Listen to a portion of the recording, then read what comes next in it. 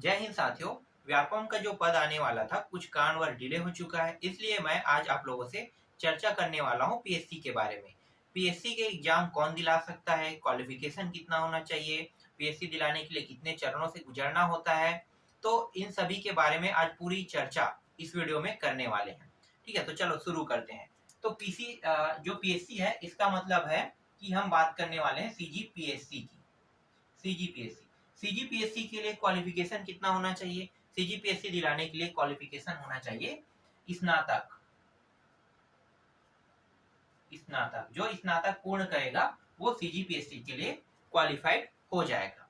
अब स्नातक के लिए आपके मन में ये सवाल उठ रहा होगा कि प्रतिशत कितना होना चाहिए। तो प्रतिशत नहीं चाहिए इसमें सिर्फ और सिर्फ आपको स्नातक को क्या करना है, पास करना है। ठीक है, स्नातक में अगर आप पास हो, जो 3 साल के जो डिग्री होता है ना, फर्स्ट ईयर, सेकेंड ईयर और फाइनल, अगर ये कंप्लीट है आपका, मतलब आप सिर्फ पास हैं इन तीनों में मिला के, प्रतिशत नहीं लगता है इसमें, सिर्फ पास बस लगता है। पास है तो आप पीएससी के एग्जाम में बैठ सकते हैं। ठीक है, स्टेट पीसीएस के एग्जाम में आप बैठ सकते हैं। अब पीएससी के लिए आपको 3 चरणों से गुजरना होगा। कितने चरण? 3 चरण। 3 चरणों के बारे में भी चर्चा कर लेते हैं। कौन कौन सा चरण है? पहला चरण को हम कहते हैं प्री कहते हैं। ठीक है, पहले चरण को हम प्री कहते हैं, दूसरे चरण को हम मेंस कहते हैं और तीसरे चरण को हम कहते हैं इंटरव्यू।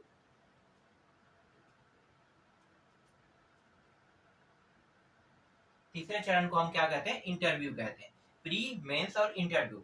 तो सबसे पहले हम चर्चा करने वाले हैं प्री के बारे में। प्री में 2 पेपर होता है।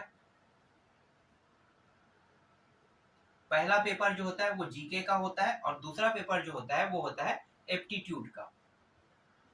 एप्टीट्यूड ये जो है ना, गणितीय प्रश्न इसमें आते हैं। इसमें सिर्फ जीके वाला टॉपिक है। जीके वाला टॉपिक में कुछ गणितीय प्रश्न नहीं रहता है। इसमें भी जो टॉपिक है वो 2 हिस्सों में बटा हुआ है। पहला जो हिस्सा है वो है आपका इंडियन जीके।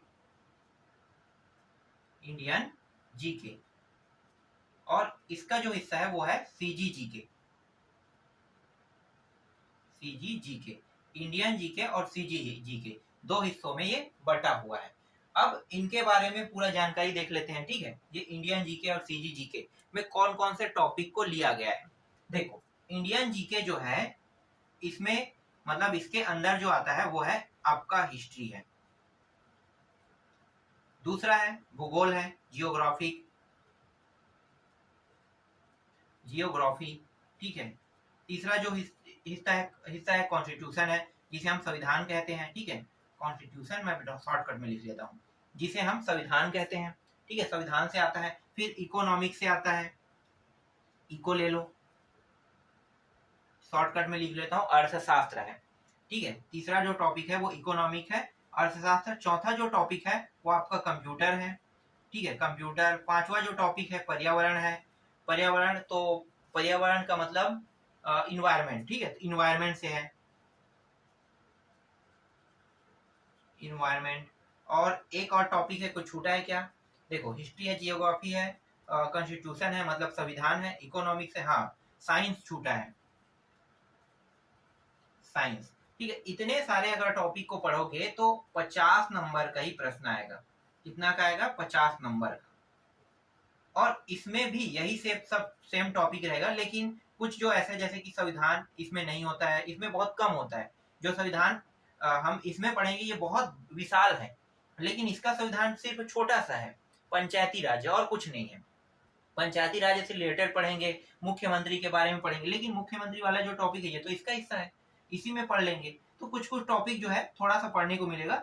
लेकिन अगर आप इसकी तैयारी कर रहे हैं सीजीजीके का, तो इसका एक बुक आता है मार्केट में, डायरेक्ट आप बुक को खरीद लो, बाई कर लो, उसके बाद आप इसको पढ़ सकते हो। तो उस बुक में जितना टॉपिक दिया रहेगा आपको पूरा कवर करना है, उस बुक में पूरा लिखा रहता है। और इसका भी एक बुक आता है, अगर आप टुटेजा ट्यूटोरियल्स की बुक उठाते हो तो बहुत अच्छा दिया रहता है। टुटेजा ट्यूटोरियल्स की बुक से अगर आप पढ़ाई करते हो तो उसमें जितना भी टॉपिक है यही सब टॉपिक दिया रहता है। तो अगर आप इसको निकालना चाहते हो और दोनों में 50-50 नंबर के आएगा तो बुक आपको इसका रीड करना पड़ेगा। फिलहाल मैं ये पूरा टॉपिक बता दूंगा, मैं आपको पढ़ाना चाहता हूँ, इसीलिए ये सारी जो झमेला हो रहा है ना पढ़ाने के टॉपिक पे है। ठीक है, तो मैं पढ़ाऊंगा इस सभी टॉपिक को और कवर भी करूंगा।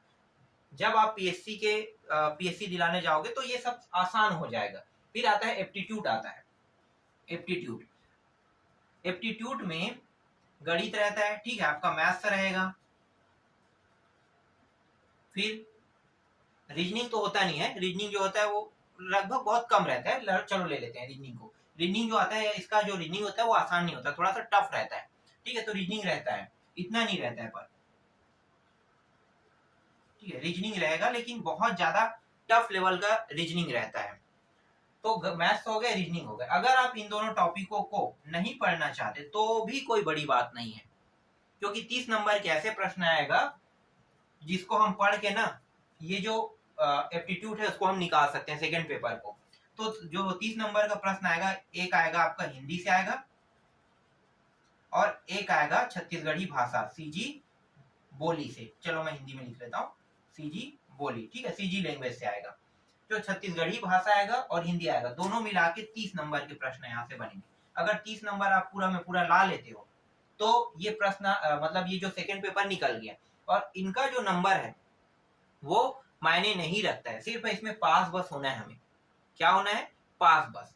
जो भी नंबर मायने रखता है वो पहला पेपर का नंबर मायने रखता है। पहला पेपर में अगर हम 50% क्वेश्चन सॉल्व करते हैं, 50 प्रश्न ही सॉल्व करते हैं और बाकी 50 को छोड़ भी देते हैं, तो भी हमारा सिलेक्शन हो जाएगा, ठीक है। जो टॉपर होते हैं वो 100, 90, 80 इतने ही नंबर लाए होते हैं, ज्यादा नहीं आते हैं। 105, 110 ये अंतिम तक के रहता है, 110, 115। तो सोचो कि अगर आप 50 प्रश्न बना लिए और 50 सही है, पूरा 50 प्रश्न, इसका मतलब है कि आपका सिलेक्शन पूरा हो गया, मतलब आप सिलेक्शन के पहला चरण को पूर्ण कर लिए। और ये जो 30 है, 30 नंबर, इसमें अगर आप निकालें, मतलब 30 प्रश्न सही कर लेते हो तो भी आप यहाँ से सिलेक्टेड हो। एक और चीज है, एक और है कि कास्ट हिसाब से आपको अलग अलग देखना पड़ेगा। कास्ट जैसे कि जनरल कास्ट है, उसको 33% लाना है। 100 प्रश्न है तो 33 क्वेश्चन सही होना चाहिए। एसटी के लिए अलग है, ओबीसी के लिए अलग है, ठीक है। तो सबके लिए अलग अलग है नंबर। तो जनरल को लेकर चलते हैं, जनरल के हिसाब से 33 प्रश्न ले लेते हैं, सबके लिए जनरल मान लेते हैं। चलो ठीक है, 33 प्रश्न अगर आपका सही हो गया, यहाँ से 2-3 रीजनिंग तो बन ही जाएगा। कितना भी हार्ड रहे, एक बैठक व्यवस्था अगर हम सीख लेते हैं तो रीजनिंग हमारा निकल गया। 2 बैठक व्यवस्था आएगा, एक अगर आपको आपसे बन गया और वो भी 4 से 5 प्रश्न रहेगा एक एक में, तो 4 दूनी 8 प्रश्न, मान लो 8 प्रश्न है और 3 प्रश्न अगर यहाँ से कवर कर लेते हो, 3 प्रश्न सही से बना लेते हो या एक बैठक व्यवस्था बना लेते हो, तो आप इस पेपर को निकाल लो। मेन फोकस किस में रहेगा? मैथ्स में मत करो, मैथ्स तो बहुत हार्ड आता है। रीजनिंग बन सकता है, रीजनिंग से 2 प्रश्न ऐसे रहेंगे जो सबसे सरल रहेगा, तो ये बन जाएगा। तो रीजनिंग में फोकस करते हैं, हिंदी में फोकस करते हैं और छत्तीसगढ़ी बोली में फोकस कर लेते हैं। तो यहाँ से जो प्रश्न आएगा अगर हम बना लेते हैं पूरा पूरा, तो 33 नंबर जैसे हमने निकाला, हमारा प्रीलिम्स निकल गया, प्री निकल गया। तो अब जो बैठने वाले हैं किसमें? मेंस में।